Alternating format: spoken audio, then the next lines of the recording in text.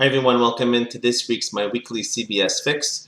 Thank you for all the warm birthday wishes. I appreciate all the calls. Thank you. In this week's Parashas Mitzorah, the Torah tells us about the person who gets an affliction on his skin, a Mitzorah, and that affliction is a tzaras affliction, usually the sign that one has done one of three sins. Either he spoke Lashon Hara, he coveted money too much, or three, he was too haughty.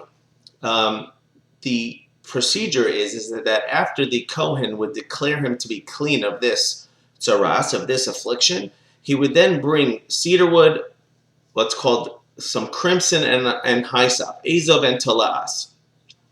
And what that is that the crimson and the hyssop represent humility, and the cedar wood, which is a tall tree, represents the haughtiness that he had. He one day felt he was all the way up there, and today he feels low. And that mixture, that recipe, brings it all together. It's a reminder for him, once upon a time I used to be all high and mighty, and now I've learned the lessons of humility. But the question is asked, is that why should he bring these three now that he has been cleaned? If he has not been cleaned, then the tzaras, the affliction, has not cleared itself. So then he needs to teach himself, hey, if you're more humble and you have a lot more humility inside yourself, that will be the way to get the affliction off of your body, and you'll be purged from it.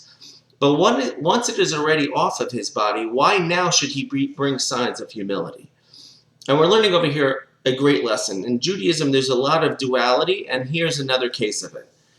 There's two types of humility. There's the humility of a person who, while he's going through a tough time, he feels bad, he remains humble, he feels low, and he only wishes that whatever he's going through will eventually go away. And he hopes that things go back to the norm. And one day he wakes up, and everything goes back to the norm, and he feels all great and high and mighty again, and he feels all happy, and that leads to him being high and mighty, and slowly his ego starts to reinflate. That's not real humility. Real humility is the second stage of humility.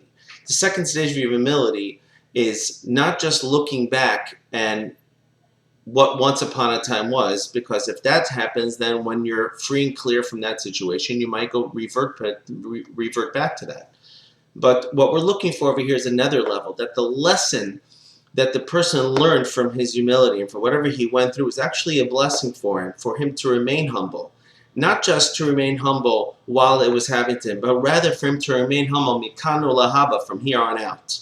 And that's the second level of humility. It's to learn the lesson of that humility. You know, a lot of times on Rosh Hashanah, as we prepare for Rosh Hashanah, we take certain things upon ourselves, and as soon as Rosh Hashanah Yom Kippur is over, we go back to how it was. But the lesson is really we should take it with us. That was really the whole purpose of it. So if you prayed a little longer, continue praying a little longer. If you gave a little bit more charity, continue to do that. So if you are humble, so Hashem wants us that we should take that humility further and make it a part of our life. And therefore, as he's bringing right now an atonement, that is the atonement that he should be bringing right now, after everything has been cleared up, because it should be a lesson to him right now that he should internalize it, and that humility will guarantee that he will never have to have that affliction again. I wish you all a wonderful Shabbos. Thank you for listening, and I will talk to you next week. Thanks, bye.